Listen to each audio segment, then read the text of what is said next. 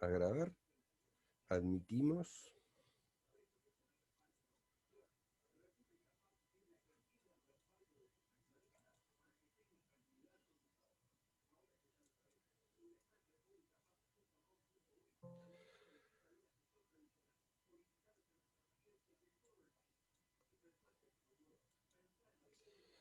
Bueno, muy bien.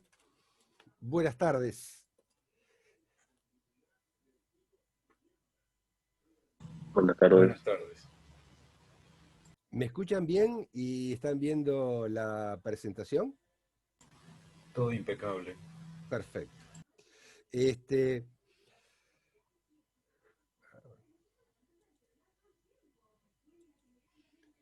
bueno, recuerden, el sábado próximo vamos a tener el parcial entre las 9 y las 12 en el segundo piso.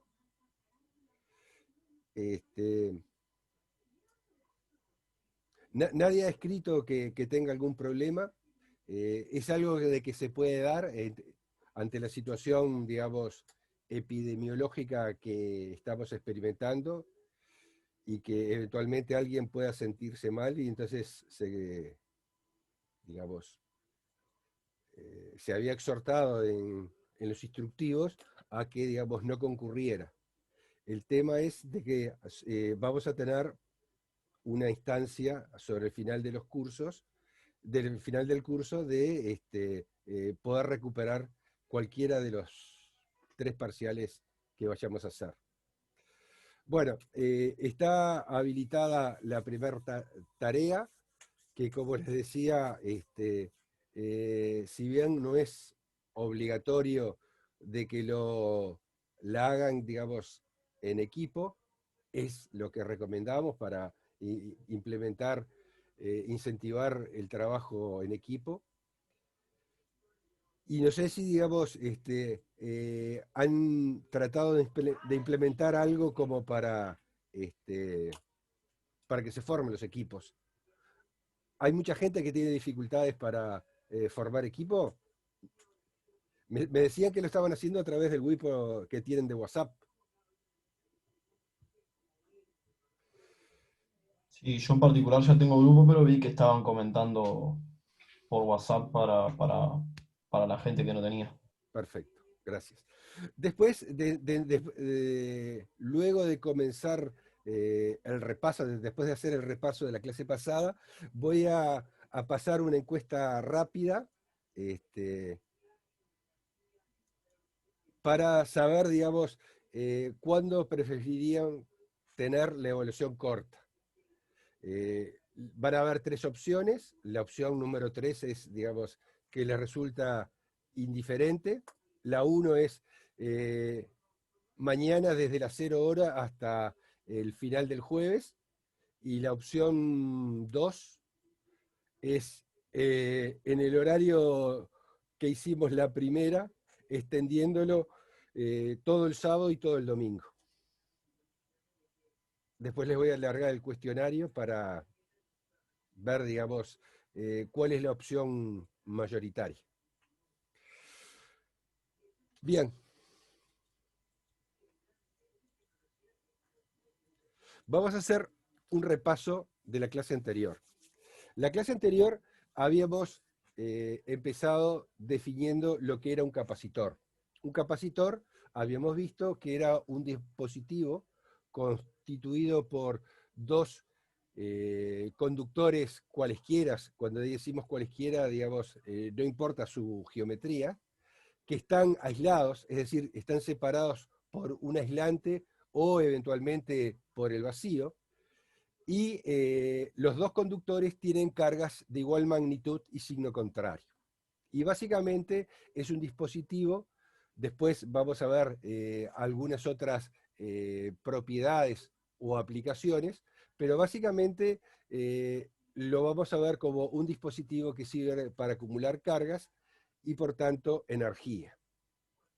Habíamos definido qué era la capacitancia, y la capacitancia de un condensador o de un capacitor lo definíamos como el cociente entre la magnitud de la carga acumulada por uno de los conductores y la diferencia de potencial que había entre los dos conductores. Se tomaba siempre magnitudes positivas, por lo tanto, la capacitancia siempre es una magnitud positiva. Y habíamos mencionado que la unidad en el sistema internacional era el farad o faradio, que era una unidad muy grande en cuanto a capacidad, y era igual a 1 coulomb sobre 1 voltio.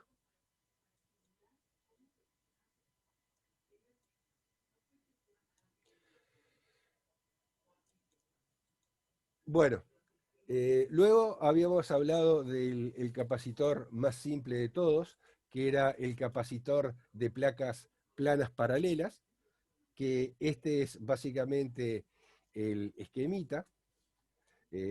Son dos conductores, cada uno que tiene un área A, separados una distancia D, y que en principio estamos considerando de que entre las placas no hay ningún medio, hay vacío o eventualmente aire, que lo vamos a modelar como si fuese efectivamente vacío. Y habíamos visto que a través de la expresión del campo eléctrico, que lo suponíamos uniforme entre las placas, y que por lo tanto la diferencia de potencial entre las placas iba a ser igual al valor del campo eléctrico por la distancia que los separa, obteníamos una expresión para la diferencia de potencial, y a partir de ahí, en función de la definición de capacitancia, podíamos establecer de que la capacitancia para un capacitor de este tipo era igual a epsilon 0 multiplicado por el área y dividida la distancia de separación.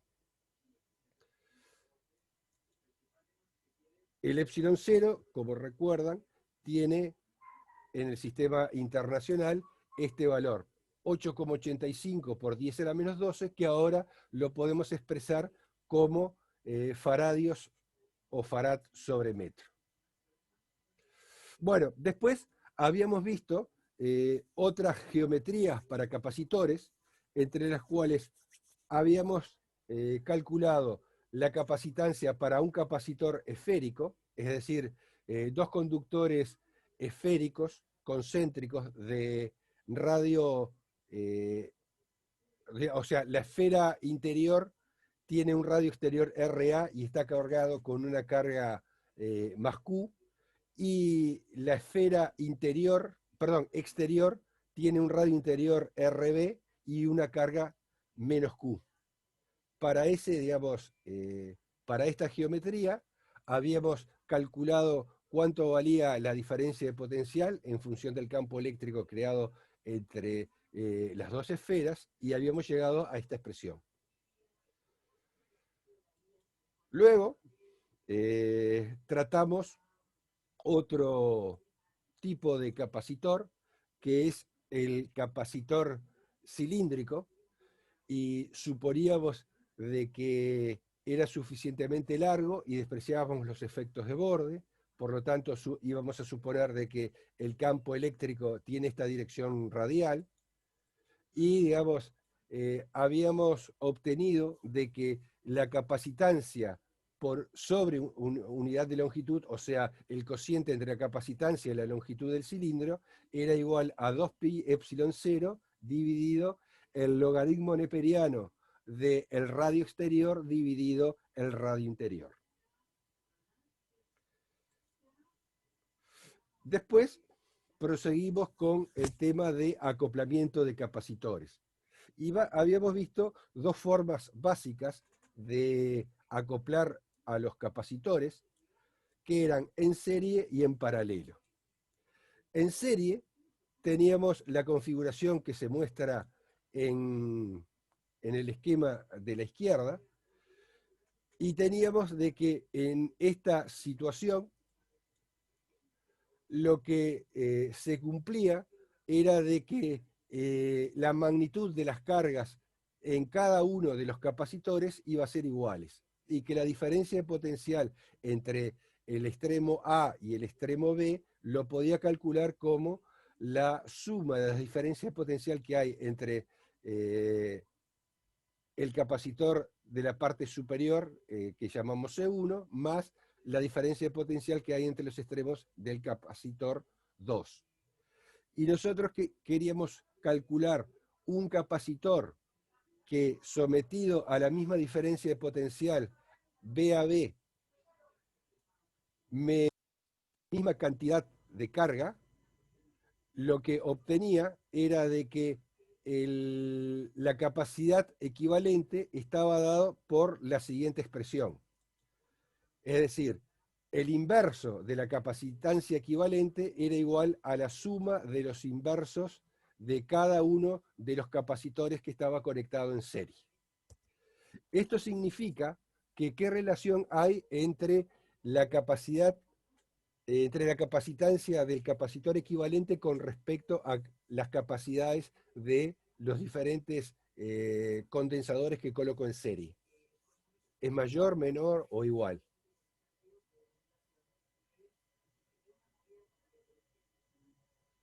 ¿Me escuchan? Va a ser menor, ¿no? Va a ser menor. Es decir, la capacitancia equivalente de un conjunto de capacitores en serie va a ser menor que el menor de las capacitancias del conjunto.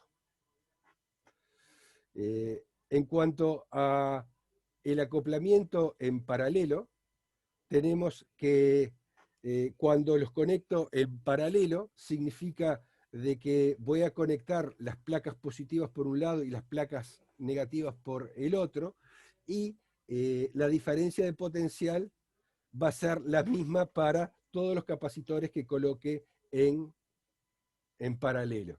Entonces, la capacitancia equivalente para un conjunto de capacitores en paralelos era simplemente la suma de cada una de las capacitancias de los condensadores que estoy colocando en paralelo. Y como últimos aspectos que habíamos visto, hablamos del tema de la energía. Y habíamos visto que para el caso, digamos, de un capacitor, habíamos hecho el cálculo de que la energía potencial que se acumulaba era igual a un medio de Q cuadrado sobre C, y en función de la definición de capacitancia podía expresarlos de estas formas distintas que aparecen en la expresión. Después hablamos de la densidad de energía, y esta, digamos,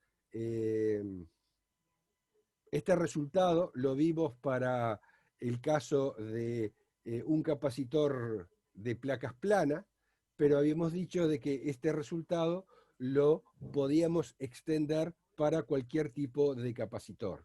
Y decíamos de que la densidad de energía era igual a un medio de epsilon 0 multiplicado por el valor del campo eléctrico al cuadrado.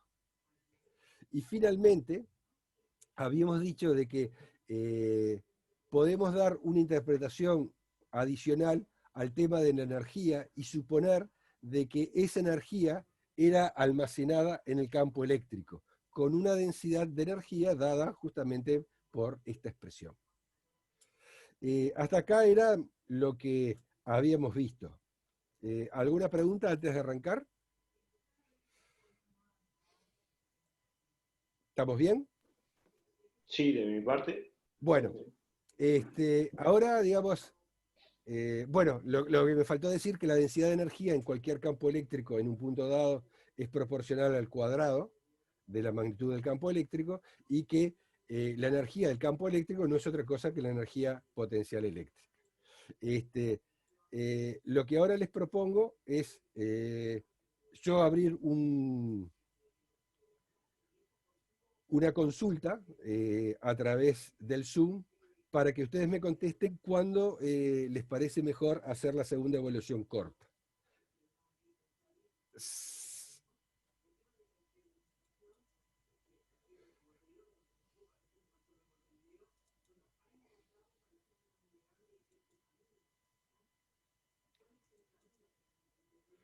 Bueno, entonces van a tener tres opciones. La opción 1 es empezar mañana y terminar el jueves a última hora. La 2, el viernes, todo el día, el sábado y el domingo. Y la opción 3, que les resulta indiferente, cualquiera sea el día. Iniciamos la votación. La están viendo, ¿no?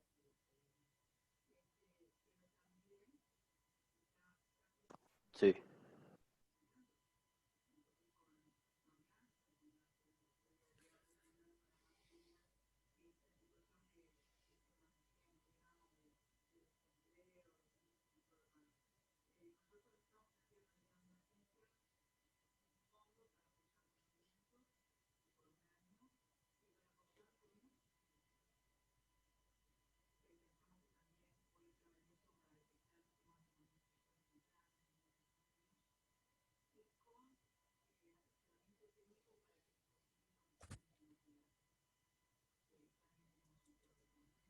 Bueno, no sé si Mariano va a llegar a poder votar.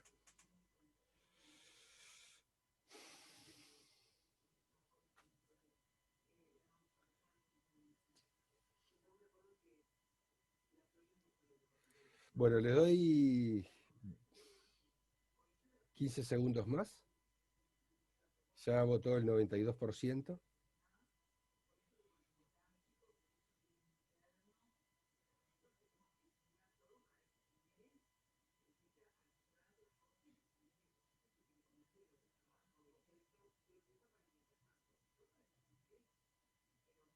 Bueno, terminamos.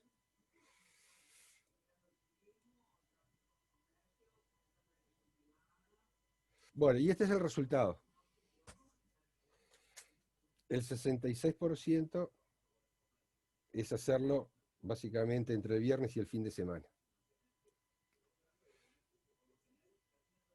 No sé si el 29% digamos, de que prefería la opción 1, lo inhibe a poder, digamos, realizar el cuestionario.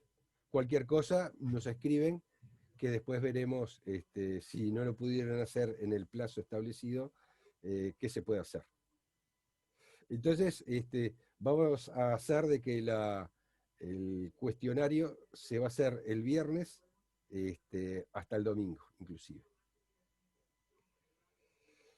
Muy bien, continuamos con la clase.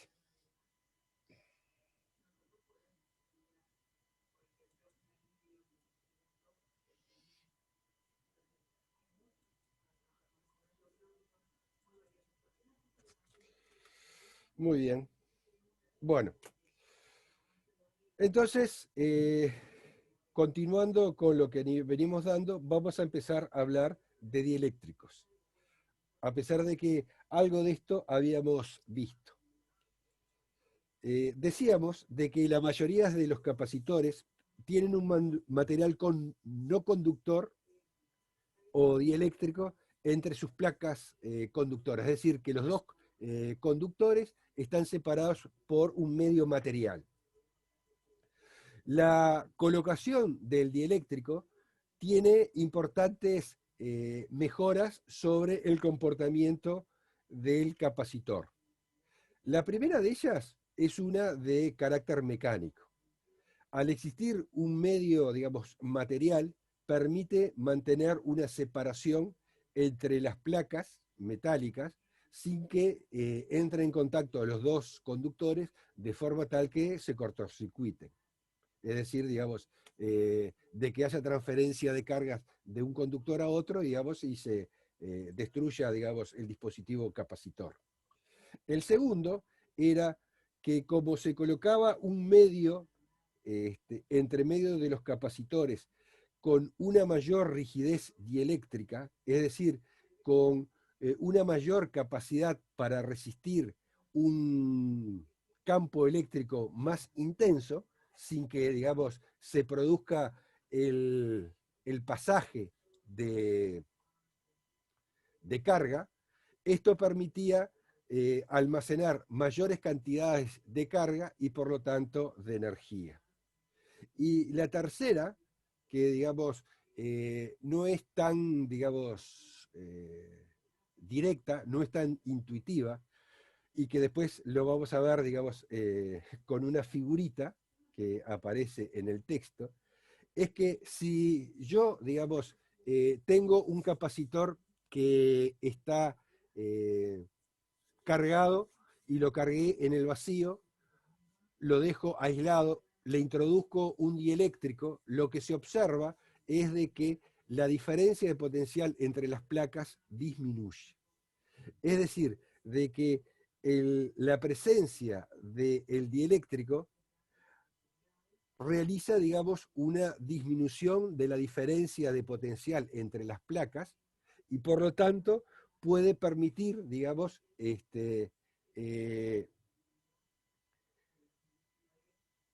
almacenar a su vez mayor carga porque va a aumentar, al disminuir, digamos, la diferencia de potencial y mantenerse las cargas constantes, va a aumentar su capacidad.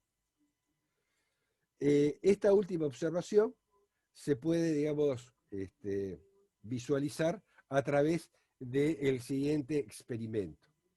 El instrumento sería un electrómetro, que básicamente sería, digamos, un instrumento parecido al voltímetro, con la diferencia de que digamos, el voltímetro funciona a través de un pasaje de corriente entre los dos puntos que yo quiero medir.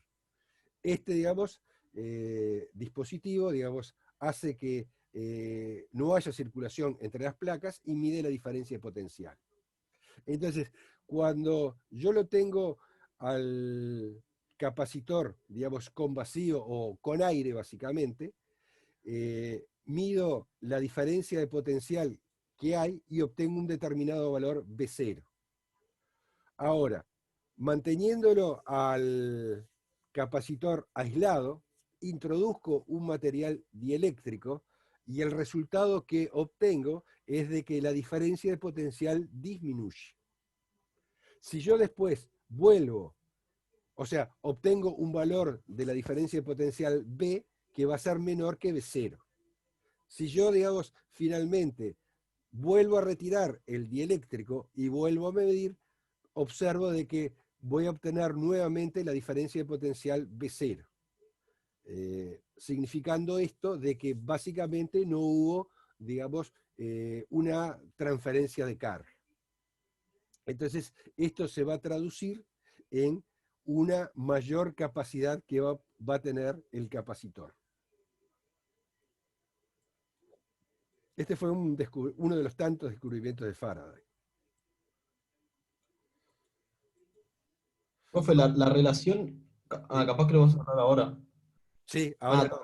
Ahora, sí. Ahora justamente vamos a hablar que esa relación de las diferencias de potencial va a caracterizar lo que se llama la constante dieléctrica. ¿Era eso?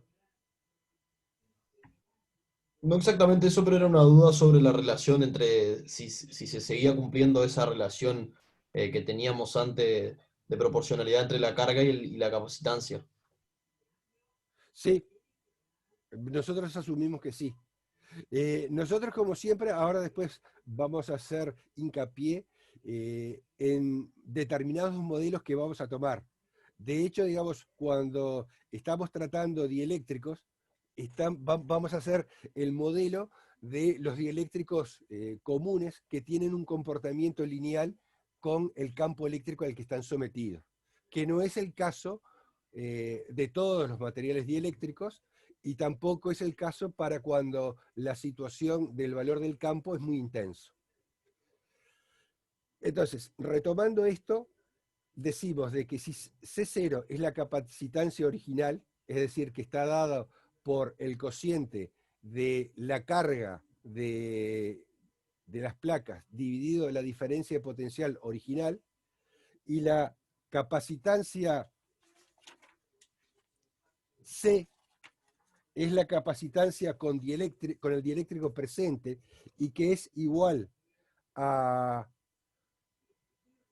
el cociente entre la carga dividido la nueva diferencia de potencial. Como la carga Q es la misma en ambos casos, es decir, con dieléctrico y sin dieléctrico, voy a definir la constante dieléctrica K al cociente entre C sobre C sub 0. Es decir, K es igual a la capacidad con dieléctrico dividido la capacidad sin dieléctrico. Que viene a ser, digamos, a la relación que existe entre B0 y B. Es decir, K también lo puedo escribir como el cociente de B0 sobre B. La constante esta dieléctrica es un número mayor que la unidad, que para el caso del vacío es 1 por definición, y que para el aire para temperaturas y presiones ordinarias, es decir, la que tenemos, digamos, sobre el nivel del mar, es de alrededor de 1.0006. Es decir, un valor aproximadamente igual a 1, o sea que difiere en 6 partes en 10.000, que por lo tanto para los fines prácticos vamos a suponer que un capacitor con aire es equivalente a uno con vacío. Lo que sí tenemos que tener en cuenta de que ningún dieléctrico real es un aislante perfecto y siempre hay una pequeña corriente de fuga entre las placas de un capacitor con dieléctrico. Y de hecho vamos a ver, digamos, de que cuando el campo es muy intenso, se pierde esa capacidad de aislante y entonces se produce, digamos, un arrastre de los portadores de carga, digamos, de los electrones del sistema que esté analizando. Acá hay una tablita extraída del libro en donde se muestran los valores de la constante dieléctrica K a la temperatura de 20 grados centígrados. Entonces se ve, digamos, desde el vacío, pasando por el aire, a la presión de una atmósfera.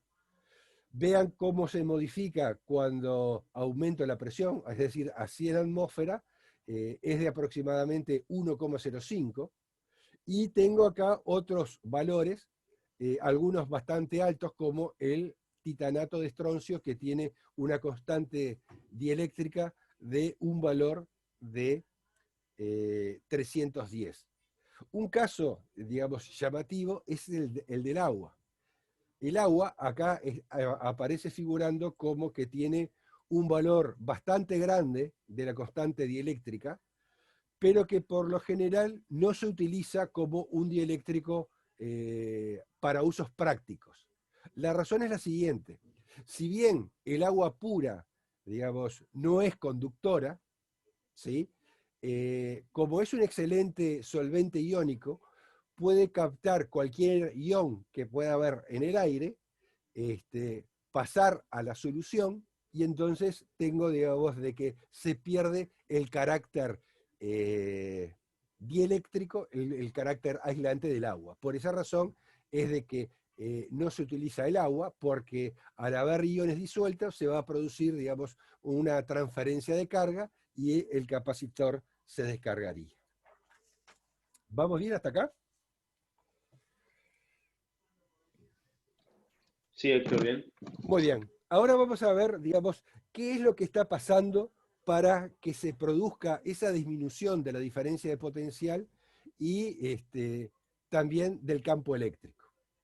Entonces, acá se hace un dibujo en el que tengo, en principio, en la parte de la izquierda, es decir, en la figura A, el capacitor de placas planas paralelas, en principio con vacío entre medio de las placas.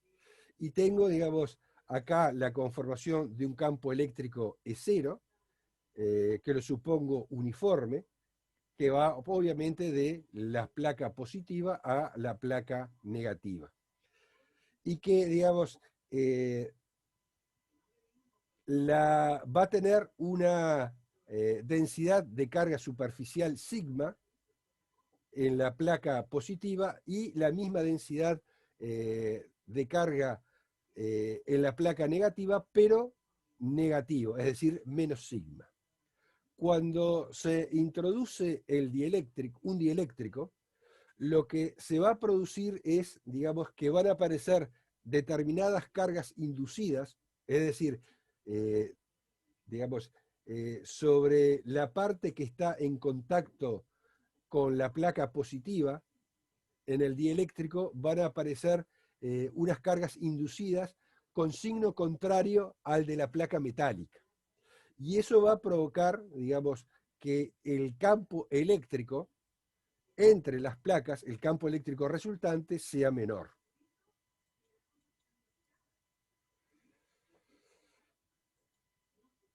Es decir, nosotros lo que estamos explicando acá es por qué está variando la diferencia de potencial cuando estoy insertando un dieléctrico.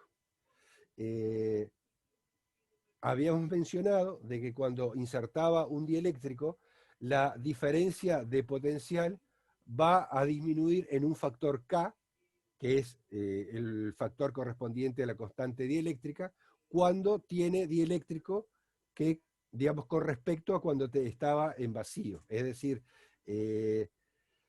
en vacío la diferencia de potencial va a ser igual a K veces la diferencia de potencial con dieléctrico. Obviamente, como estamos suponiendo que el campo es uniforme y suponemos de que la diferencia de potencial es el valor del campo por la distancia de separación que hay entre las placas, si disminuye la diferencia de potencial entre las placas, también disminuye el campo eléctrico entre las placas. Es decir, voy a obtener de que el campo eléctrico también, digamos, el campo eléctrico con el dieléctrico entre las placas del capacitor va a ser igual al campo eléctrico original, es decir, sin dieléctrico, dividido K, la constante dieléctrica. Héctor, una pregunta. ¿Sí? El asunto es, ¿qué está primero en la serie, en la concatenación de razonamientos? Vos dijiste que tenés un campo original. Sí. Después Eso. introducís el dieléctrico y aparece una tensión ahí. Si yo te digo lo siguiente, ¿está bien? A ver. El campo eléctrico disminuye porque se crea un nuevo campo eléctrico dentro del dieléctrico que lo rebaja y luego hay una menor diferencia de potencial. ¿Está bien eso? ¿O a raíz de la diferencia de No. potencial? Sería ese la cadena de razonamientos. O sea, lo que sucede es, digamos, la presencia del campo eléctrico externo ese sobre el dieléctrico va a generar, digamos, una separación de carga que, como decías vos, origina un campo eléctrico que va a tener sentido contrario al externo, al E0, y la suma Sí. vectorial de esos dos campos va a dar como resultante un campo eléctrico menor, el E. Y como consecuencia de eso va a haber una diferencia de potencial menor. Claro, esa sería la explicación. El tema, digamos, de que lo que nosotros podemos medir es la diferencia de potencial.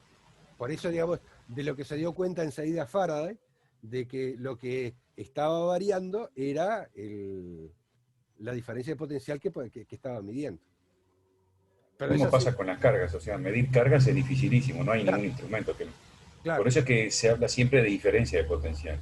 Sí, y después, digamos, cuando veamos corriente, lo que vamos a poder medir son cargas que están en movimiento. Pero Ajá. cargas así, estáticas, es muy difícil. Lo mismo O que sea, medir campos eléctricos. Pero claro, no hay ningún cargómetro, digamos, no existe. claro, claro. Está O sea que el razonamiento que vos hiciste ese es el correcto. Y a eso vamos. ¿Tá? bien. Muy bien. Entonces, lo que sucede es de que el dieléctrico, que originalmente está neutro y que tiene una orientación de, digamos, de sus moléculas, totalmente azarosa, cuando está en presencia de un campo eléctrico externo, se va a producir, digamos, una redistribución de las cargas y, digamos, va a originar un fenómeno denominado polarización.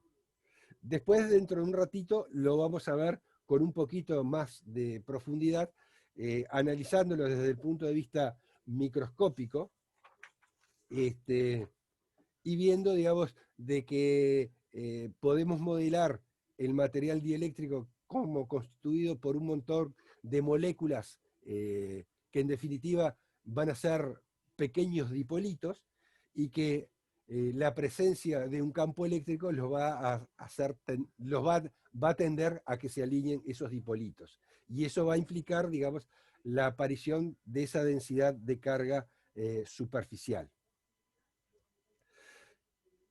Lo que vamos a suponer es de que la carga superficial inducida es directamente proporcional a la magnitud del campo eléctrico. Esto era lo que les decía hace un rato, y era, digamos, la suposición de lo que ocurre con los materiales dieléctricos comunes. Pero en circunstancias como cuando el campo eléctrico es muy intenso, o si el dieléctrico es, digamos, está constituido por materiales cristalinos, la relación que hay entre la carga inducida y el campo eléctrico es mucho más compleja. Y, digamos, no vamos a considerar esa situación, sino vamos a suponer simplemente que hay una relación lineal entre esa carga, digamos, inducida y la aparición y, digamos, y el campo eléctrico que la genera. Entonces, vamos a definir una sigma sub i que vamos a llamar la densidad de carga superficial inducida.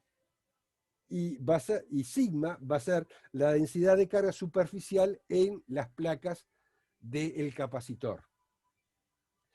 A esta densidad de carga superficial es la que dentro de un ratito la vamos a llamar densidad de carga libre.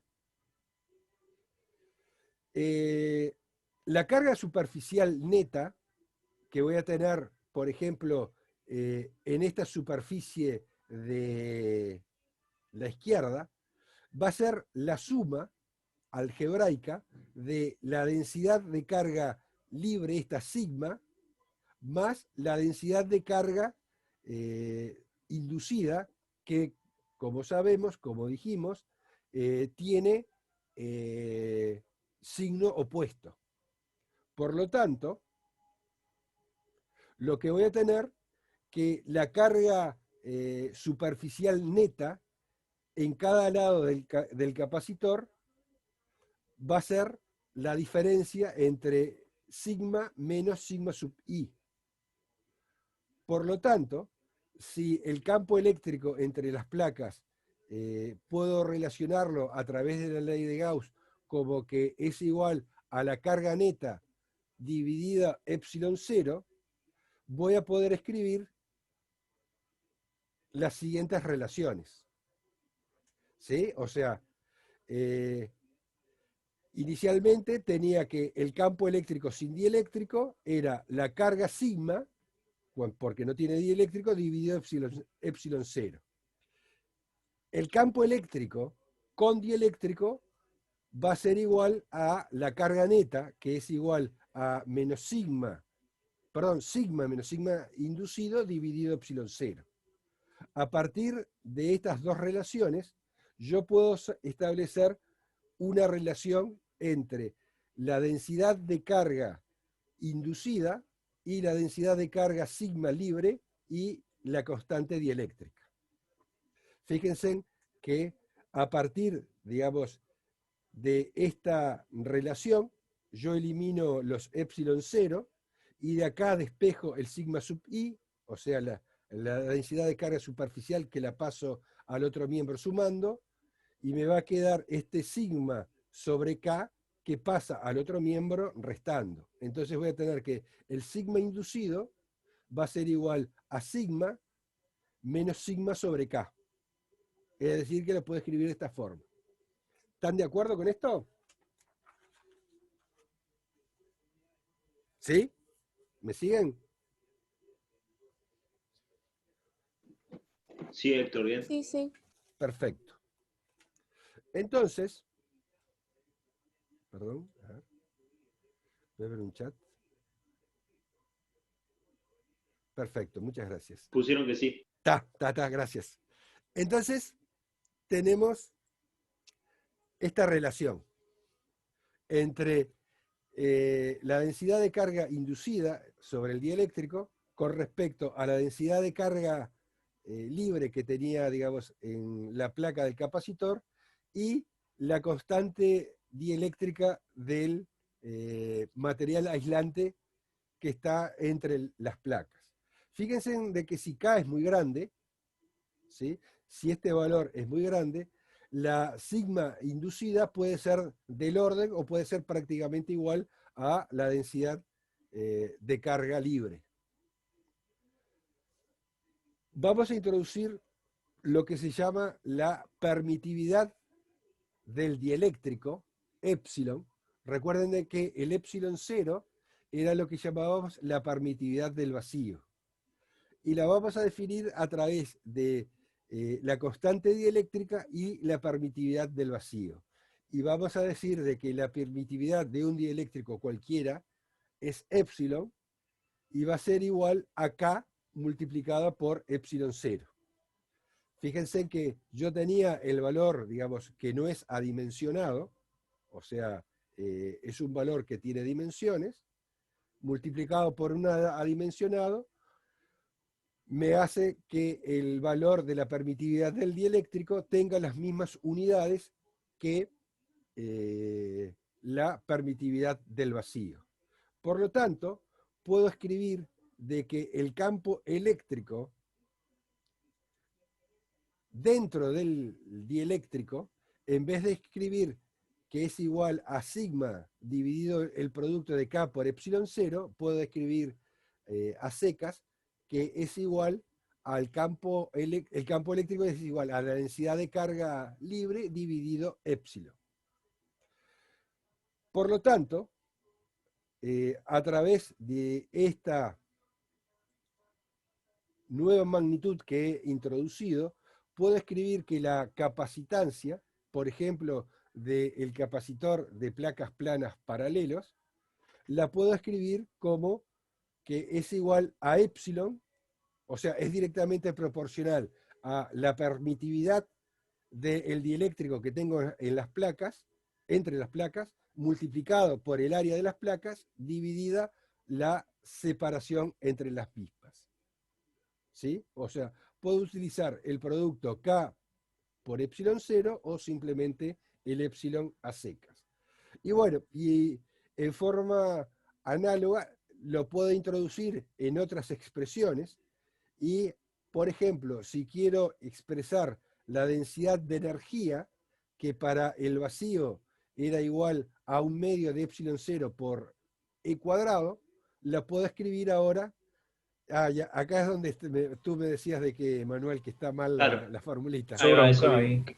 Que era nulo el error, pero digo, era O eso. sea, acá está, digamos, mal escrito, ¿no? O sea, en la segunda igualdad este K no va.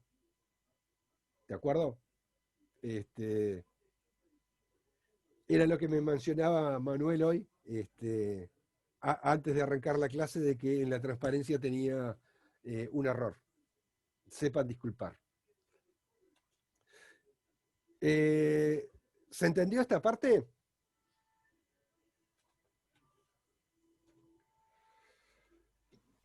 Sí, Héctor, viene bien. Muy bien, vamos a hacer un ejemplo y después hacemos un pequeño corte. Vamos a hacer el ejemplo del libro 2410. Capacitor con y sin dieléctrico. El ejercicio es, digamos, muy elemental. pero digamos, lo vamos a utilizar para, digamos, fijar ideas. Entonces, lo que dice este ejemplo es el siguiente. Cada una de las placas paralelas de un capacitor plano tiene un área de 2000 centímetros cuadrados, es decir, 0,2 metros cuadrados, y están separados por 1 centímetro. El capacitor está conectado a una fuente de energía y se carga a una diferencia de potencial V0 de 3 kilovoltios, es decir, 3000 voltios. Después se desconecta de la fuente y se inserta entre las placas una lámina de material plástico aislante, llenando por completo el espacio entre ellos. Se observa que la diferencia de potencial disminuye a 1 kilovolts, es decir, a 1000 voltios, y que la carga en cada placa del capacitor permanece constante.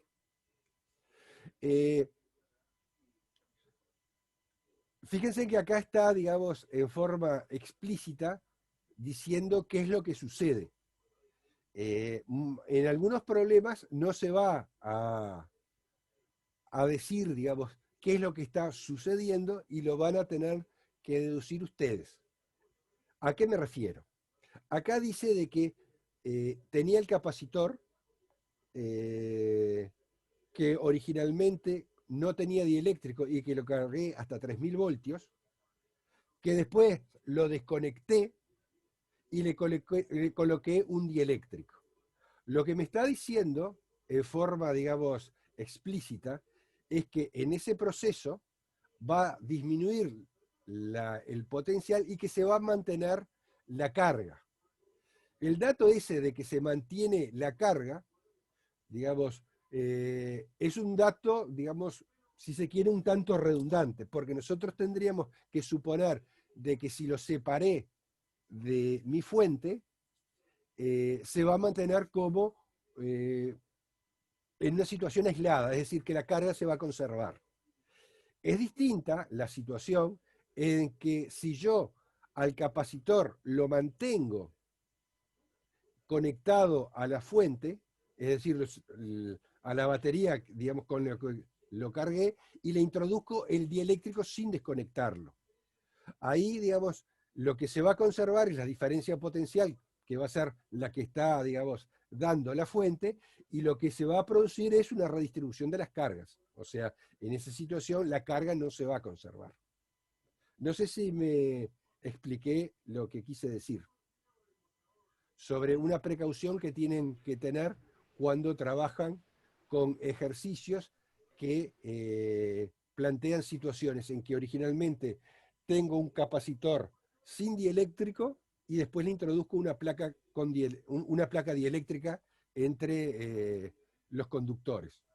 Tengo que ver si se mantiene conectado a la batería o se desconectó y se mantiene aislado. ¿Se entendió? Sí, porque si se mantiene conectada la batería es como que no pasará nada, tipo, como que No. se cargaría más O o sea, la diferencia de potencial se sigue manteniendo, pero ahora la carga no se va a mantener. aumenta. ¿Tá? Claro, claro. Ahora sí te seguí bien. Perfecto. Muy bien. Entonces lo que pide es calcular la capacitancia original, la magnitud de la carga en cada placa, la capacitancia C después de haber insertado el dieléctrico, la constante dieléctrica K,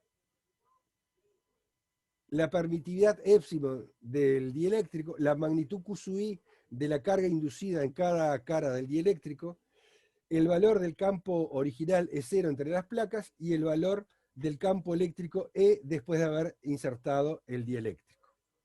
Es muy elemental. La capacitancia original, C0, ¿cómo la puedo determinar?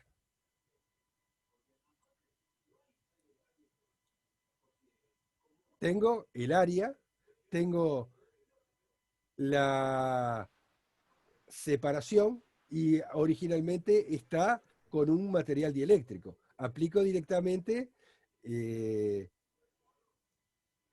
valor hallado de la capacitancia para un capacitor de placas planas paralelas. Es decir, es el producto de epsilon 0 por el área dividida la separación. Si yo sustituyo los valores numéricos, obtengo de que la capacitancia original sin dieléctrico es de 177 picofaradios. ¿Alguien recuerda a cuánto equivale un picofarad? ¿Un pico? ¿A qué 10 a la exponente? menos 10 a la 12. menos 12. 10 a la menos 12, perfecto. El micro es 10 a la menos 6, el nano 10 a la menos 9 y el pico 10 a la menos 12. Bueno, después, la magnitud de la carga de cada placa. Bueno, tengo la diferencia de potencial y tengo la capacitancia. El valor de la carga entre cada una de las placas va a ser el producto de la capacitancia por la diferencia de potencial. Entonces voy a obtener de que la capacitancia, ¿no?, haciendo los cálculos con las unidades correctas y no habiéndome equivocado en las conversiones, me va a dar que es de 0,531 microcoulomb. Después me piden que calcule la capacitancia después de haber insertado el dieléctrico. ¿Cómo les parece que va a ser la capacitancia después de haber insertado el dieléctrico? ¿Va a ser mayor o menor?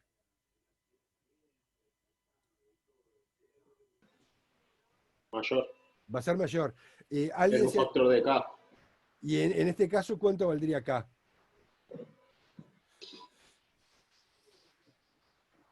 ¿Cómo lo podemos saber? Haciendo la razón entre los potenciales.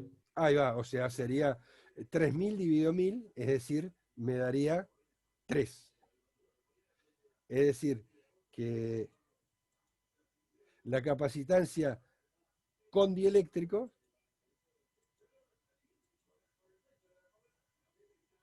va a ser,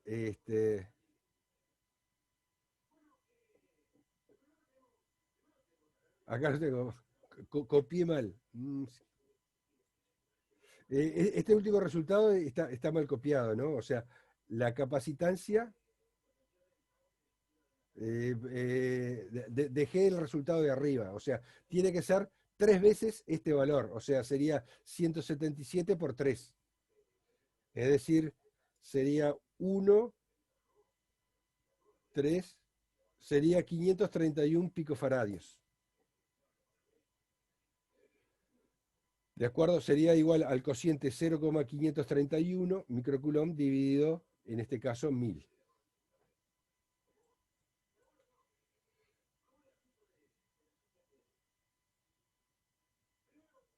¿Qué hice?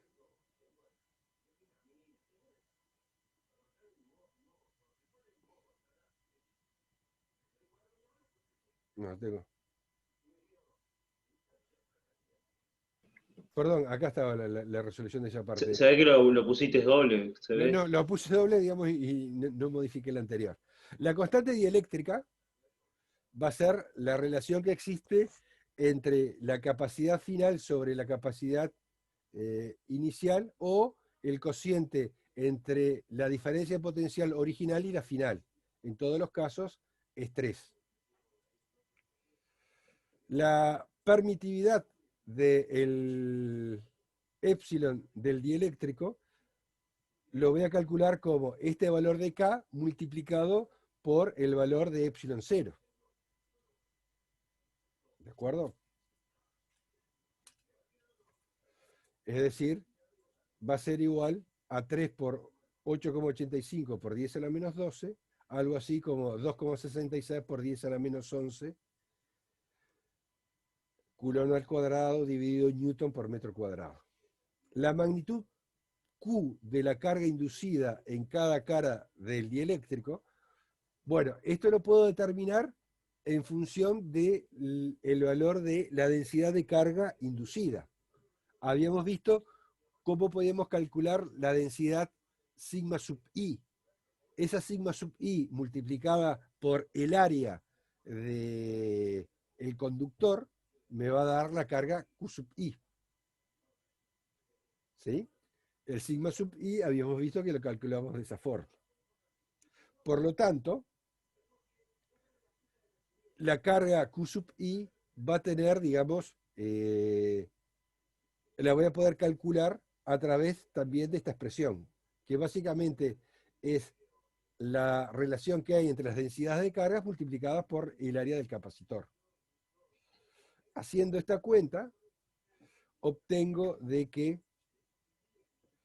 la carga pasó a ser de 3,54 por 10 a la menos 7 coulomb. Perdón, esta sería la carga inducida. El campo eléctrico original es 0, suponiendo de que es uniforme, lo puedo calcular rápidamente como el cociente entre la diferencia de potencial entre las placas dividida la distancia de separación. La distancia de separación la tengo que tener expresada en metros y obtengo que el campo eléctrico va a ser igual a 3 por 10 a la 5 voltios por metro.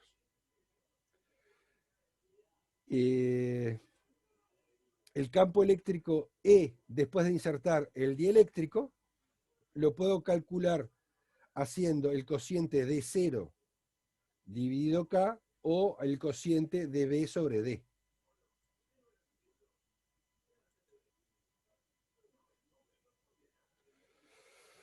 Muy bien, y esto era, digamos, lo que me estaba preguntando este ejemplo.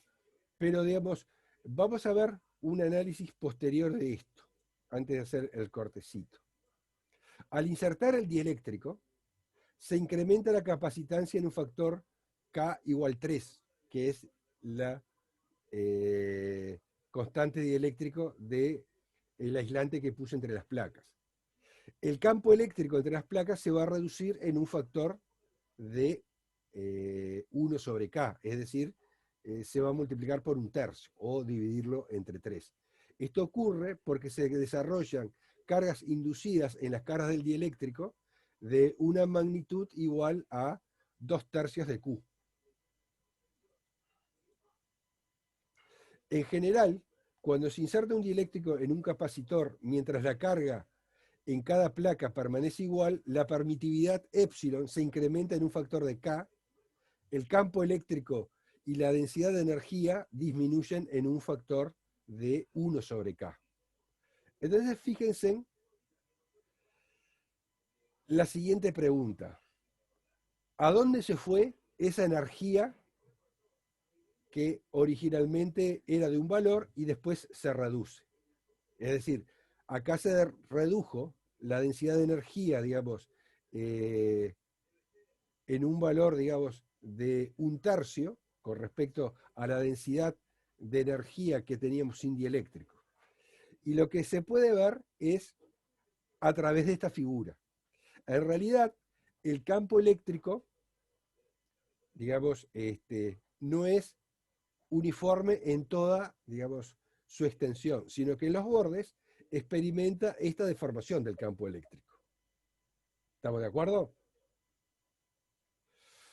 Entonces, Se puede decir que esa energía es la que realiza un agente externo para ir contra el campo eléctrico para poder introducir el dieléctrico. en realidad, el que va a introducir el dieléctrico no es un agente externo, sino es el propio campo eléctrico. Entonces, imagínense acá el dieléctrico que lo estoy introduciendo. Acá aparece una densidad de carga de cómo sería. Una densidad, o sea, una carguita de qué signo aparecería acá sobre el dieléctrico. ¿Positiva o negativa? Negativa. Negativa. Y acá abajo una positiva. Positiva, sí. Entonces, si tengo así, digamos, la línea del campo eléctrico, ¿no? Entonces, la fuerza que se ejercería sobre el dieléctrico tendría esta forma, como se están dibujando con estas flechas. Entonces habría una fuerza neta que tendería a introducir al dieléctrico. O sea que el trabajo lo está haciendo el propio campo eléctrico, entonces. El propio campo eléctrico. Esto es lo Por eso es que se ve disminuido al final, cuando llegó el dieléctrico al final de Ahí la va, otra. porque tuvo que realizar un trabajo para meterlo para acá adentro. Bien. Entonces, este fenómeno es lo que se llama el fenómeno de captura con dieléctrico. En el curso de electromagnetismo van a estudiar, digamos, este fenómeno con más detenimiento, pero la idea es mostrárselo a través de este esquemita, algo que, digamos, si no puede parecer mágico, porque el dieléctrico es capturado hacia adentro del capacitor. No sé si entienden, digamos, este dibujo que aparece en el Sears es muy demostrativo. O sea, aparecen estas fuercitas por efecto de borde, y entonces, digamos, va a haber una fuerza neta en el sentido horizontal, o sea, que va a tender a que el dieléctrico se meta para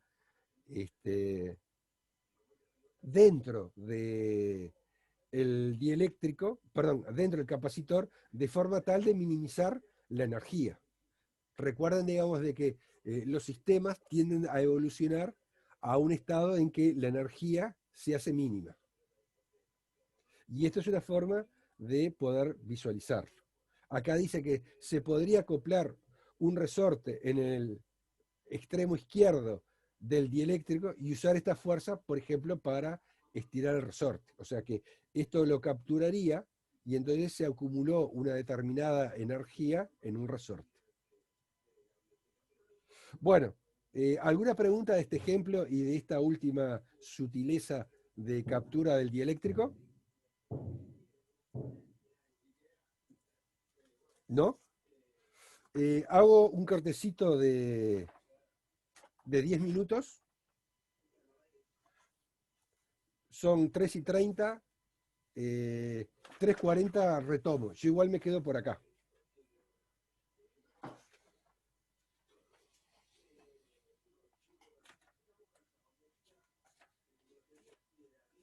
Muy bien.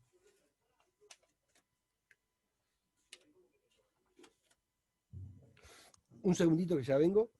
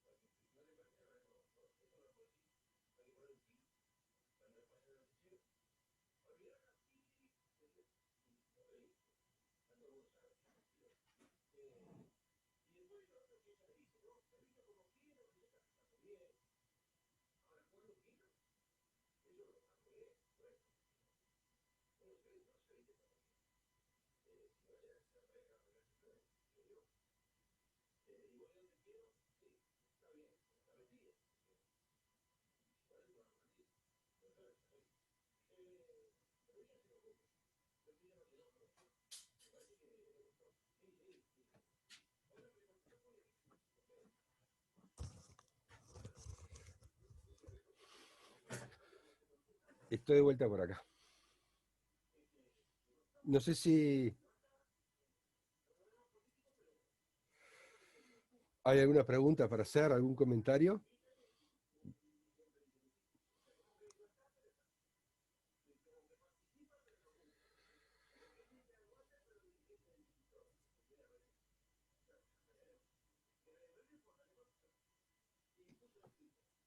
Sí, Héctor, yo tenía una duda.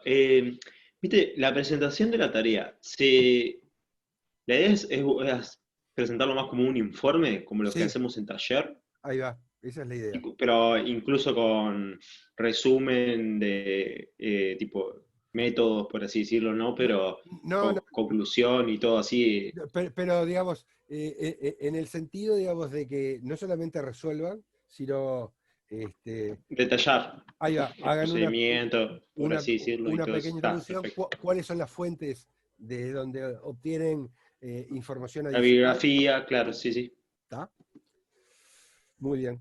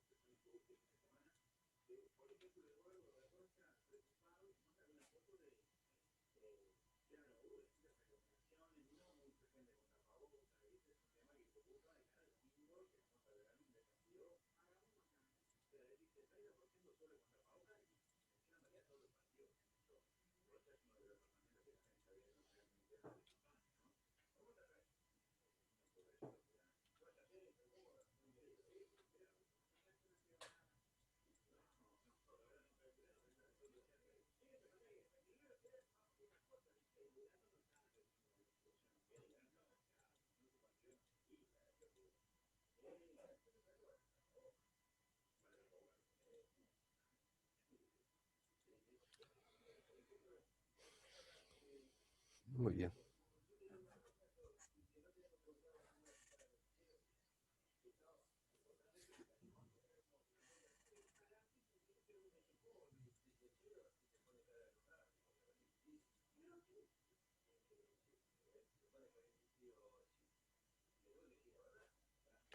Me dice que quise mirar la clase teórica anterior y no me la carga. No sé si el problema es mío o no están dando el link. Eh, ahora no tengo forma de averiguarlo porque estaba caído el... A ver, extender sesión. No, a ver, puedo verlo, sí. Sí, varios compañeros tuvimos ese problema, hablamos en el grupo. Pero supongo que es por eso que usted comentó de que se cayó todo el Voy a ver, porque sistema. a veces me queda mal grabado. O sea, me estás diciendo del video del wiki, ¿no?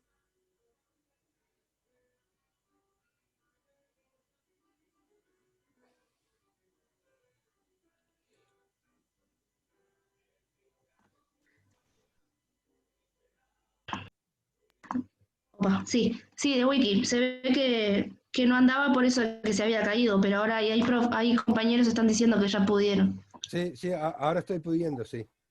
Se ve, digamos, esto está conectado al servidor de física y, digamos, y se ve que, digamos, como estaban haciendo mantenimiento, trata de abrir en el servidor que no está funcionando, pero ahora probé y me funcionó. Ahora está funcionando.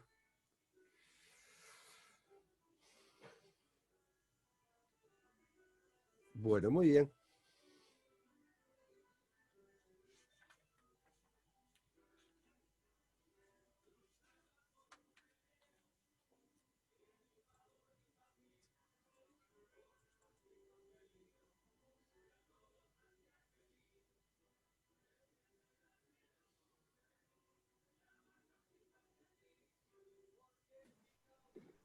Héctor, una duda cortita. ¿Sí? La 24.5 de análisis se descarta, ¿no? Que es de un acelerador que te Sí, pregunta de sí, por qué sí, se sí, sí. produce el ruido. Está. O sea, después lo googleo, pero para saber si iba o no. No, no, no, sí. Muy bien. Eh,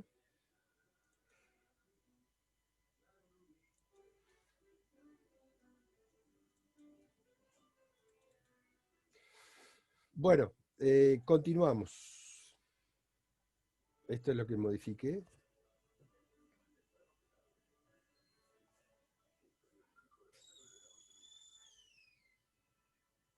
Bueno, vamos a ver algo que habíamos mencionado al pasar cuando estudiamos potencial eléctrico. Y es la ruptura del dieléctrico.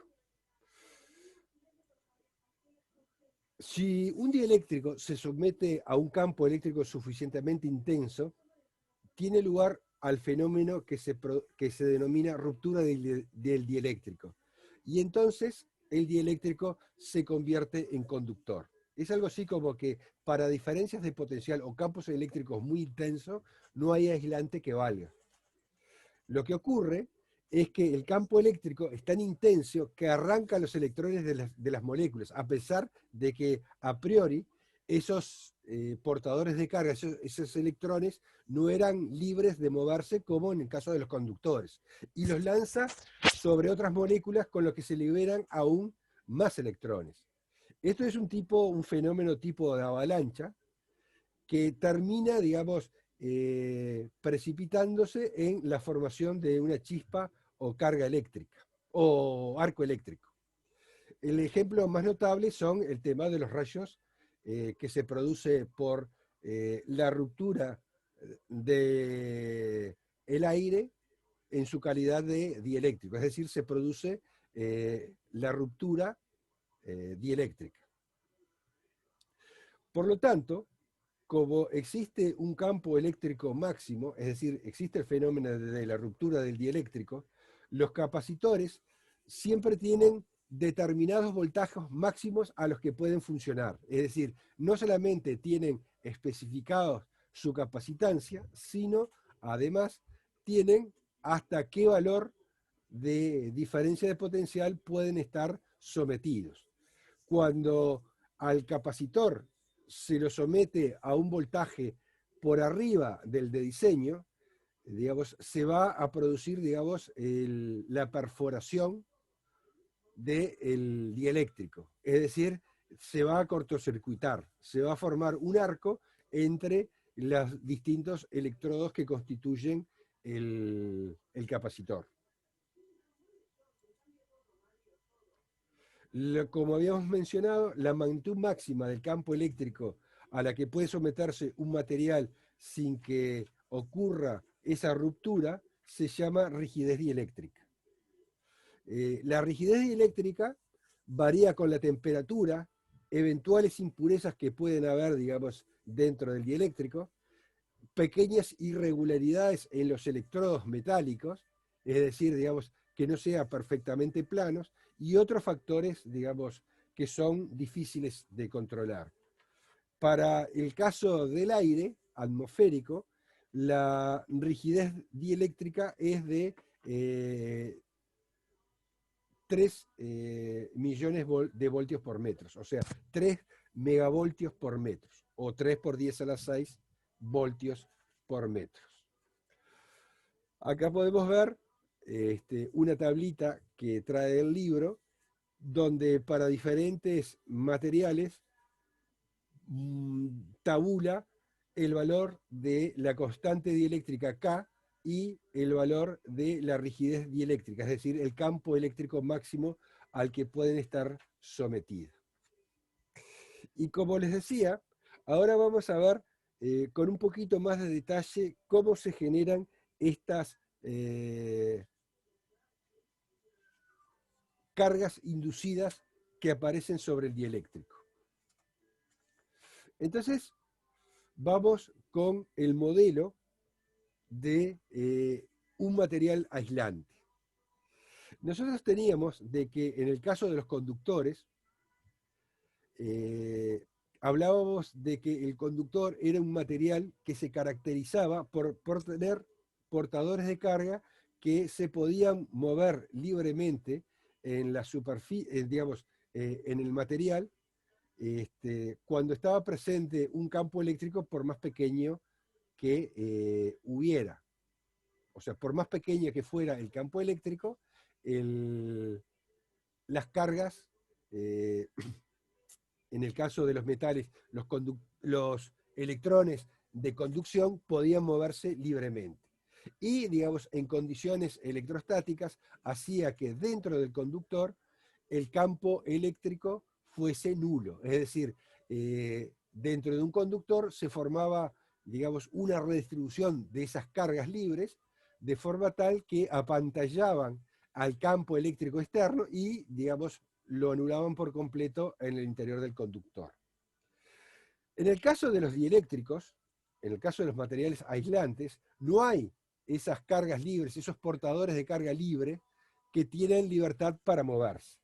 Sin embargo, podemos interpretar al dieléctrico como constituidos por moléculas que tienen una, digamos, separación de cargas a pesar de ser básicamente neutras. Entonces se comportan como dipolos, que son los que estarían representados en, digamos, en la figura A. En ausencia de campo eléctrico, estos dipolitos, estas moléculas polares, tienen una orientación al azar. Entonces, se puede decir de que, digamos, la carga, digamos, en cualquier punto, básicamente es cero. Pero, ¿se acuerdan cuando vimos el campo eléctrico, perdón, un dipolo en un campo eléctrico uniforme? Decíamos de que esos dipolos tendían a orientarse en la dirección del dipolo porque aparecía un torque. ¿Recuerdan de las primeras clases? ¿De la segunda clase? Bueno, entonces lo que va a suceder es de que estas moléculas que se van a formar, digamos que se comportan como un dipolo, van a tender a orientarse. La orientación no va a ser perfecta con respecto, digamos, a la dirección del campo eléctrico, debido a que, digamos, existe un proceso de agitación térmica en que, digamos, estos se mueven en forma aleatoria, pero a pesar, digamos, de no estar perfectamente alineadas, tienden, digamos, una tendencia a orientarse en la dirección del campo eléctrico. Esto es lo que ocurre en lo que, digamos, serían las sustancias que se pueden modelar como constituidas por moléculas polares. Esto es lo que dije. En el caso de cualquier, digamos, molécula, a pesar de no ser polar, la presencia de un campo eléctrico provoca una separación de, a nivel, digamos, solamente de la propia molécula, una separación de lo que sería la carga positiva de la carga negativa. Y tienden a orientarse, a pesar de que no es en forma, digamos, tan evidente o tan intensa como en las moléculas polares, se tienden a orientar con el campo. Es lo que se denominan dipolos inducidos. Entonces, la situación es la siguiente. En ausencia de campo eléctrico, las moléculas no tienen una separación de carga y, digamos, no se comportan como dipolos. Pero en presencia de un campo eléctrico, origina a nivel molecular una pequeña separación de las cargas, es decir, los electrones tienden a irse en sentido contrario a la dirección del campo eléctrico, y entonces queda, digamos, un resto de la molécula que tiene básicamente una mayor carga positiva, y entonces se forma un tipo de orientación de este estilo. Entonces, ya sean, digamos, por ser moléculas polares, que ya, digamos, tiene intrínsecamente a los dipolos, o por ser, digamos, moléculas que generan dipolos inducidos, lo que podemos decir de que se conforma en la superficie, digamos, izquierda, una acumulación de carga negativa y sobre la sobre la cara derecha una acumulación de carga positiva, digamos, pero no hay una separación de carga como tal, sino, digamos, una orientación de los dipolos, digamos, orientados en forma distinta en ambas caras. Entonces, es lo que nosotros mencionábamos anteriormente como la densidad de carga inducida. Acá tengo una densidad de carga inducida negativa y en la derecha una densidad de carga positiva. A estas cargas inducidas se denominan cargas ligadas, para diferenciarlas de las cargas libres que son las cargas que, por ejemplo, en la situación del capacitor eran los que originaban el campo eléctrico original. Bueno, como les había mencionado, el fenómeno es un fenómeno de polarización y se dice que el material está polarizado, a pesar de que el material no presente una, digamos, carga neta. Es decir, a pesar de tener carga neta cero, hay una separación de carga a nivel local. En el siguiente esquema se ilustra, digamos, cómo se conforma el proceso en el que el campo eléctrico en el capacitor con dieléctrico se ve disminuido, y es justamente lo que mencionaba Eduardo hoy. Originalmente yo tengo un campo eléctrico E0 cuando no tengo ningún medio material entre medio de las dos placas, es decir, tengo vacío. Entonces tengo solamente esta densidad de carga libre sigma y una densidad de carga menos sigma en la otra placa. Cuando yo coloco el dieléctrico, se forma la redistribución de las cargas a nivel molecular, es decir, se forma la polarización. Y entonces voy a tener una densidad de carga negativa en el lado de la derecha, digamos, esta es la densidad de carga ligada, y una densidad de carga positiva del lado de la placa negativa. Entonces, voy a tener un campo, digamos, debido a esta separación de cargas dentro del dieléctrico, que va a tener un sentido contrario al campo externo. Sería este indicado acá. La superposición de estos dos campos, que tienen sentido distinto, hace de que el campo resultante entre las placas con dieléctrico sea menos intenso que cuando estaba con vacío exclusivamente. ¿Se entiende esto?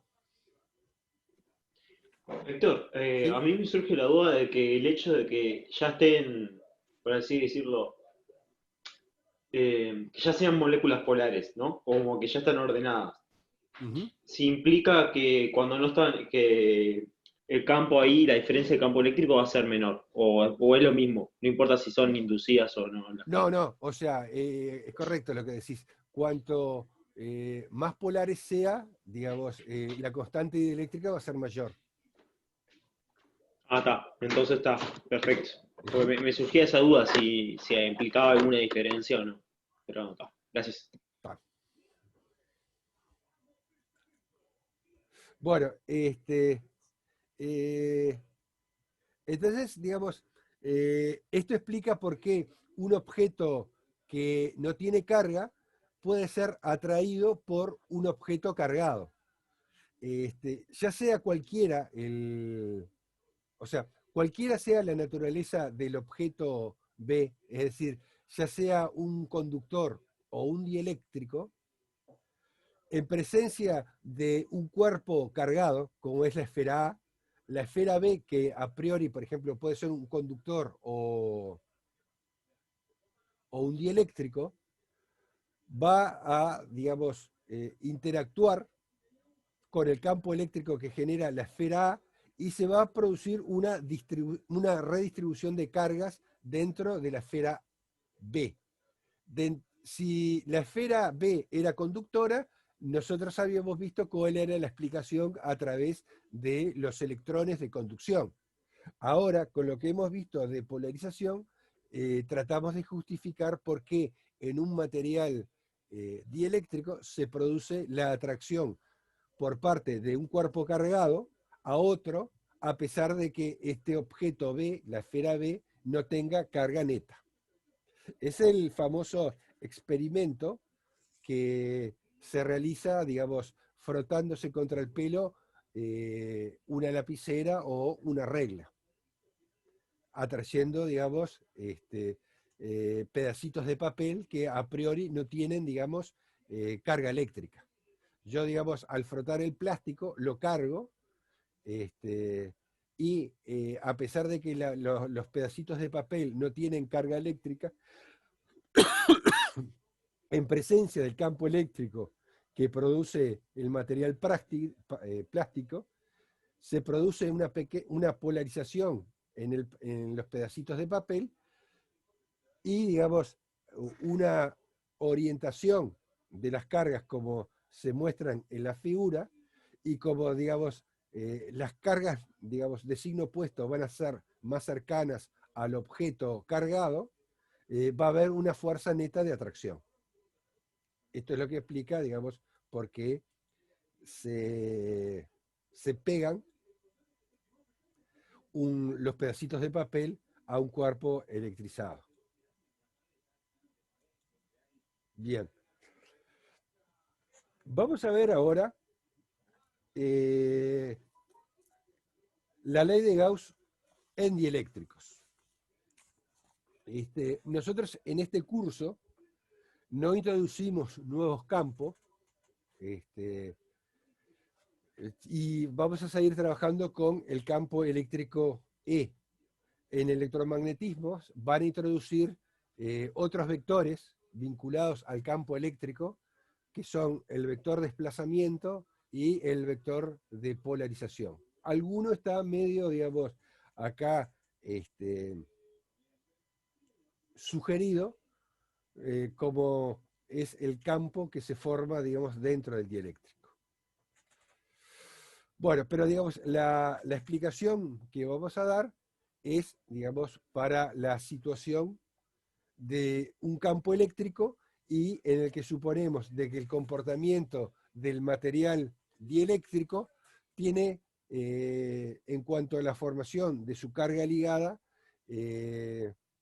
una relación lineal con el campo externo, de la forma en que lo hemos visto hasta ahora.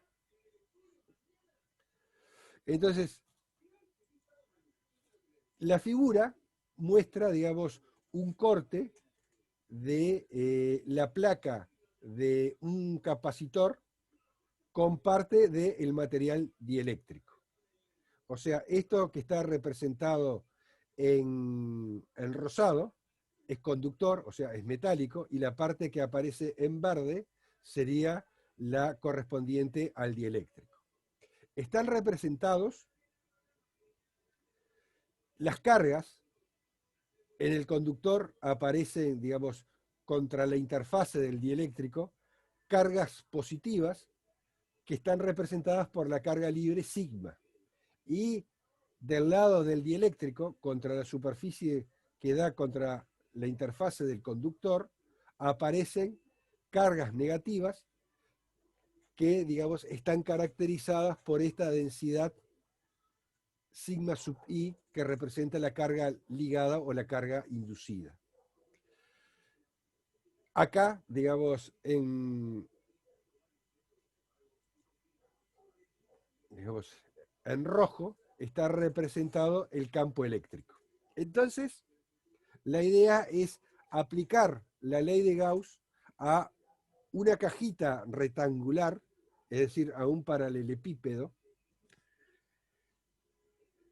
de forma que el área, digamos, del lado izquierdo y del lado derecho tengan un valor A.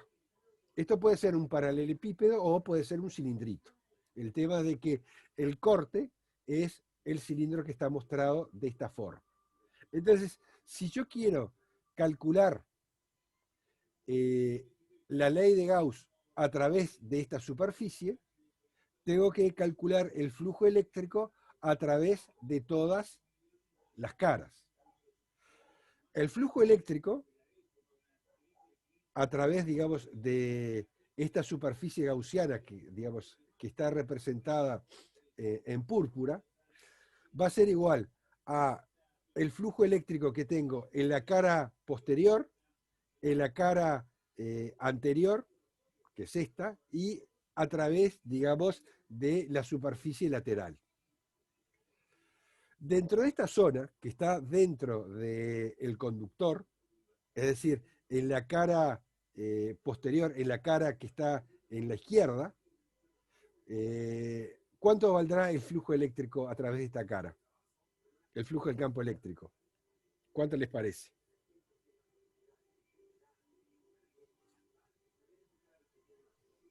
Cero, profe, por ser por un conductor, ¿no? Perfecto. Es cero porque dentro del conductor el campo eléctrico es cero. Entonces acá el campo eléctrico vale cero.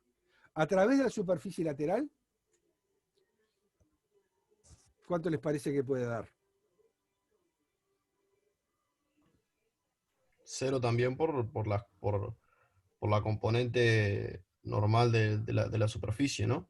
Correcto. O sea, nosotros estamos suponiendo que el campo es uniforme y es perpendicular a la placa. O sea, estamos lejos de los extremos donde existen, digamos, deformaciones del campo eléctrico que deja de ser perpendicular como se está mostrando. Entonces, como muy bien dices, el campo eléctrico es perpendicular a la normal, a la superficie lateral. Por lo tanto, el producto escalar de la integral me va a dar 0, de la integral del flujo, y solamente me va a quedar el flujo a través de la superficie de la derecha, es decir, de esta primera superficie. Y el valor del flujo a través de esta superficie va a ser el valor del campo eléctrico multiplicado por el área de la superficie, es decir, me va a dar E por A. ¿Y cuánto me va a dar la carga total encerrada? La carga total encerrada va a ser la carga que tengo acá dentro, o sea, dentro de la superficie gaussiana. Y dentro de la superficie gaussiana tengo cargas que provienen de dos lados, de la carga libre original del conductor y de la carga inducida o carga ligada del dieléctrico. Entonces la carga neta va a ser la suma de estos dos términos, de estas dos densidades de carga. Por lo tanto, puedo escribir de que el resultado de la ley de Gauss para esta situación es de que E por A, el flujo, es igual a sigma menos sigma inducido por A multiplicado por epsilon 0. ¿De acuerdo? ¿Me siguieron con este razonamiento? Sí, O sea, Héctor. que aplicando la ley de Gauss a esta superficie obtengo este resultado. Bien. Entonces, si el flujo del campo eléctrico es igual a esto, y a su vez tengo que la carga inducida la puedo escribir en función de la densidad de carga libre y de la constante dieléctrica de la siguiente forma, tengo que la diferencia de sigma menos sigma sub i va a ser simplemente sigma sobre k. Por lo tanto, este resultado lo puedo escribir como el flujo E por A es igual a sigma por el área dividido K por epsilon 0. Es decir, puedo despejar de que E por A por K es igual a sigma por el área sobre epsilon 0. No sé si me siguieron en el razonamiento para obtener esta expresión. Este es el resultado que veníamos arrastrando de aplicar la ley de Gauss. Quiero ver cuánto vale sigma menos sigma sub i, y en función de los resultados que había hallado, tengo de que esto es igual a sigma sobre k.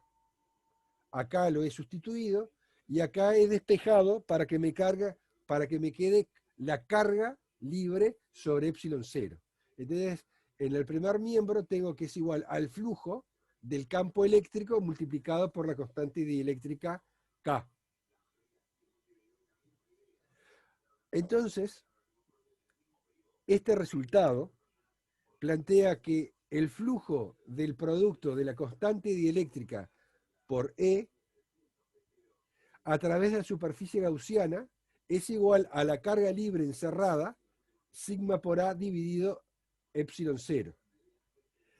Este resultado que hemos obtenido para esta situación del capacitor se puede generalizar y decir de que la ley de Gauss, cuando tenemos medios dieléctricos, se puede escribir de la siguiente forma. En vez de tener la integral de E por el diferencial del área, que tenía originalmente, es decir, el producto escalar a través de una superficie cerrada, ahora tengo el producto de la constante dieléctrica por el campo. ¿Y eso a qué es igual? Es igual a la carga encerrada libre, ¿sí? Solamente la libre, dividido epsilon 0. Una forma alternativa de escribir esta ley de Gauss es pasar este K al segundo miembro y me va a quedar en el denominador K por epsilon 0. ¿Y qué era igual K por epsilon 0? A epsilon. A epsilon, o sea, a la permitividad del dieléctrico. O sea que yo lo puedo escribir de esta forma o decir de que el flujo del campo eléctrico a través de una superficie cerrada es igual a la carga encerrada libre dividido epsilon, es decir, la permitividad del medio dieléctrico. Y esta sería, digamos, la ley de Gauss, ahora considerando un medio material, o sea, no necesariamente el vacío o el aire que lo asimilábamos como si fuese el vacío. Algunas consideraciones para poder usar esta ley de Gauss. Lo que tenemos que considerar es solamente la carga encerrada libre. Es decir, no tenemos que considerar la carga que aparece por el efecto de la polarización. O sea, sería la carga original que tenía el capacitor. Y como decía, este resultado es válido para cualquier situación en el que se pueda considerar siempre que la relación que existe entre la carga ligada y el campo eléctrico es una relación del tipo lineal. Entonces, podemos utilizar la ley de Gauss utilizando medios dieléctricos, teniendo en cuenta que para cada medio dieléctrico tenemos que considerar la constante dieléctrica específica de ese medio o, en su lugar, la permitividad del medio. ¿Alguna pregunta? Sí, Héctor, ¿por qué no utilizamos la carga inducida en la superficie? O sea, ¿por qué se descarta? ¿Cuál es la razón física? Porque en realidad la carga inducida no la podés determinar, o sea, no la podés medir experimentalmente. O sea, la estás considerando, porque en todo este razonamiento nosotros partimos de la ley de Gauss clásica y consideramos la carga neta. En esa carga neta consideramos la carga libre y la carga ligada, o la carga esa inducida. Entonces hicimos unas ciertas manipulaciones para sacarnos la carga, digamos, ligada, que a priori, digamos, no la conozco, para tener una forma cómoda para poder trabajar con la ley de Gauss. O sea, considerar solamente la carga libre. Pero no es que la haya ignorado, no, la haya despreciado. La he incorporado en estas ecuaciones. Al colocarle este K. Perfecto, sí, sí. ¿Está? O sea, pero realmente es que no se puede determinar, o sea, por más que quede determinado de forma implícita, o es por las limitaciones del modelo. No, o sea, esta forma, digamos, sencilla de la ley de Gauss para dieléctricos corresponde al modelo que hemos mencionado de dieléctricos comunes, o sea, está perfecto. ¿Está? Pero, digamos, esta es la forma, digamos, más cómoda para poder aplicar la ley de Gauss. Lo vamos a practicar en los ejercicios. Y ahora, digamos, para terminar, vamos a hacer un par de ejemplos para fijar ideas. Vamos a arrancar con los ejemplos 24.9 y 24.11 del libro.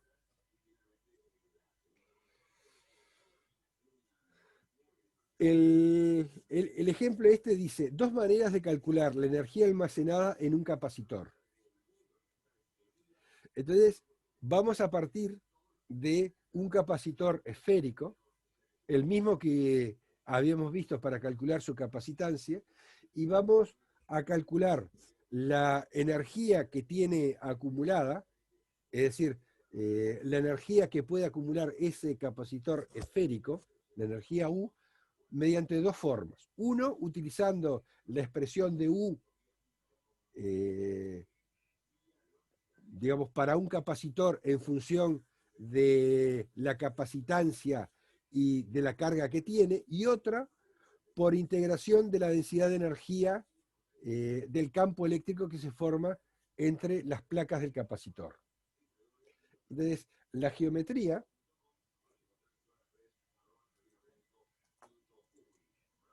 era esta, la que habíamos mencionado hoy.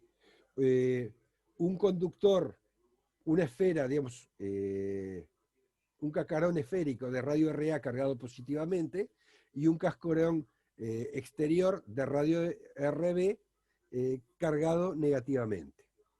Bueno, si nosotros queremos calcular mediante la fórmula que habíamos visto de que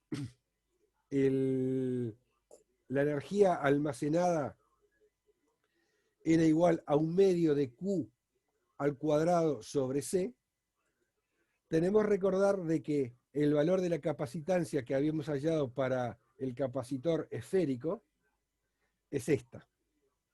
¿Qué hubiese pasado? Pregunta. Si entre medio de los 2 esferas habría tenido un dieléctrico de constante K. ¿Cómo se hubiese modificado esta expresión de la capacitancia? En un factor de K nada más. En un O factor habría de un K. 4pi epsilon 0 por K. Ahí va. O si no, simplemente en vez de epsilon 0, epsilon, que es igual a K por, digamos, por epsilon 0. Bien.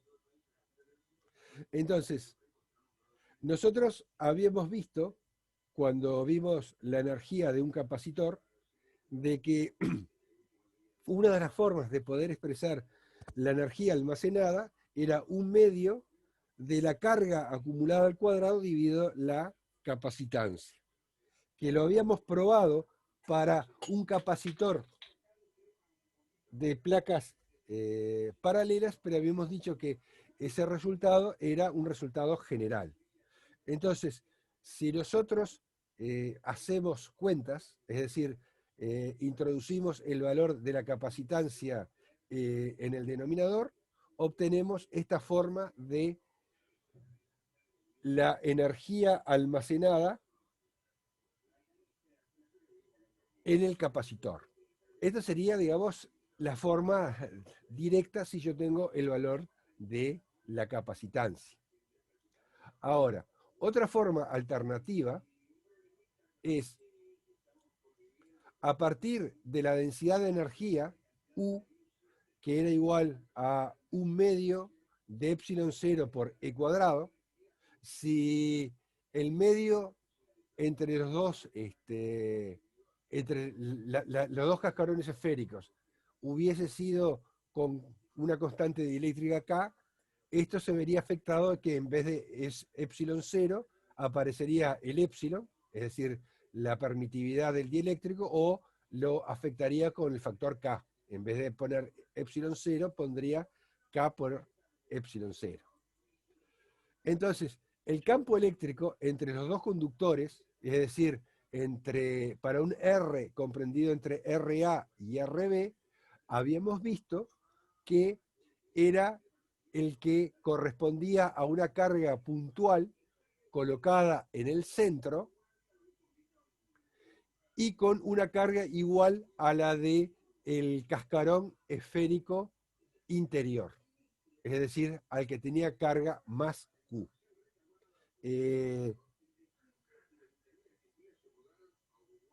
Pregunta, ¿por qué no estoy considerando el campo del cascarón esférico exterior, el que tiene una carga menos Q?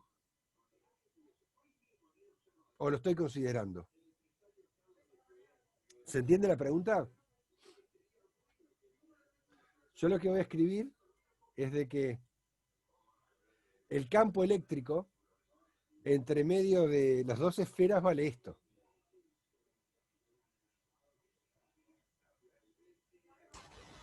Lo que pasa es que podés tomar una superficie gaussiana entre los dos cascarones y a la ley de Gauss no le importa lo que está afuera.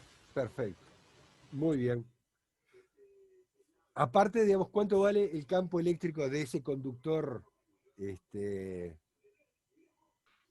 Cero. Cero. ¿No? ¿Está? Pero está, digamos, muy bien la acotación que hace Eduardo, ¿no? O sea, cuando aplico la ley de Gauss, no me importa lo que tenga afuera, solamente me importa lo que tengo adentro. O sea, todos los campos que existen en el universo, no importa, digamos, no me afectan para aplicar la ley de Gauss. O sea, solamente me va a afectar,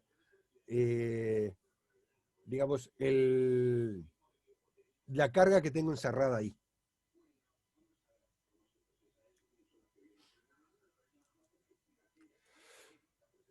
Bueno, como U era igual a 1/2 de epsilon 0 por E cuadrado, ¿sí? Sustituyendo el valor del campo, obtengo de que la densidad de energía tiene esta forma. ¿Sí? La densidad de energía era digamos, la energía por unidad de volumen. O sea, de que esta densidad de energía, que no es constante, es decir, que varía con el radio, para poder calcular toda la energía que tiene almacenada el capacitor, lo voy a tener que integrar entre el radio interior y el radio exterior. Para eso tengo que considerar un diferencial de volumen adecuado. El diferencial de volumen que voy a considerar va a ser un cascarón esférico de radio R y espesor diferencial R. Es decir, que ese volumen elemental va a ser el área de la superficie esférica, que vale 4pi por R cuadrado, multiplicado por su espesor, dr. O sea que el diferencial de volumen que voy a utilizar es 4pi R cuadrado diferencial R.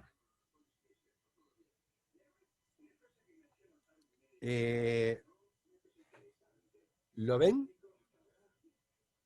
¿Se entiende, digamos, qué es el diferencial de volumen que estoy considerando? Sí. Bien. Este es algo, digamos, habitual que capaz que ya lo hemos usado.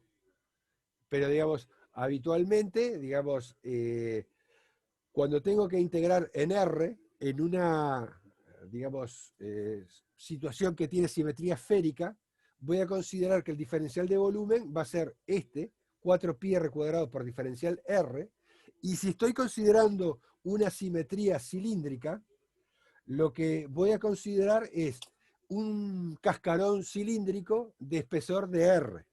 Por lo tanto, el diferencial de volumen para una situación en el que estoy integrando en un cascarón cilíndrico va a ser 2pi por R por la longitud y por el diferencial R. Bien. Entonces, tengo que integrar, o sea, para calcular la energía U total, tengo que integrar la densidad de energía a través del volumen en el que se distribuye esa densidad de energía. Digamos, está entre los cascarones RA y RB, entonces tengo esto. Hago algunas operaciones, me queda un 4 en el numerador y un 32, me aparece un 8. Tengo un pi en el numerador y un pi cuadrado en el denominador, me va a quedar un pi en el denominador. Tengo este epsilon 0, el Q lo puedo sacar fuera, y me queda R2 sobre R4, me va a quedar R2 en el denominador, y me queda entonces que la integral esta va a ser Q cuadrado sobre 8pi epsilon 0, multiplicado por la integral entre RA y RB de dr sobre R cuadrado. Esta integral la hemos calculado ya un par de veces, y la primitiva de esto, ¿cuánto me daba? Menos 1 sobre R. Perfecto, menos 1 sobre R, que lo tengo que evaluar entre RB y RA. Cuando aplico la regla de Barrow, ¿no?, y hago las operaciones, obtengo esta expresión, que es la misma que había obtenido utilizando la capacitancia y haciendo el producto de un medio de la carga al cuadrado dividido la capacitancia. ¿Se entendió cómo, digamos, puedo calcular entonces la energía acumulada en una región del espacio si yo conozco cuánto vale la densidad de energía? Sí, Héctor, se siguió bien. Bien. Ahora, para terminar, vamos a ver, digamos, cuál sería el efecto. Perdón.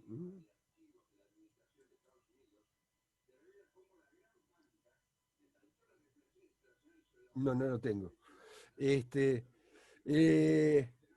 hubiera pasado, digamos, si yo le hubiese colocado un dieléctrico? Bueno, lo fui diciendo, digamos,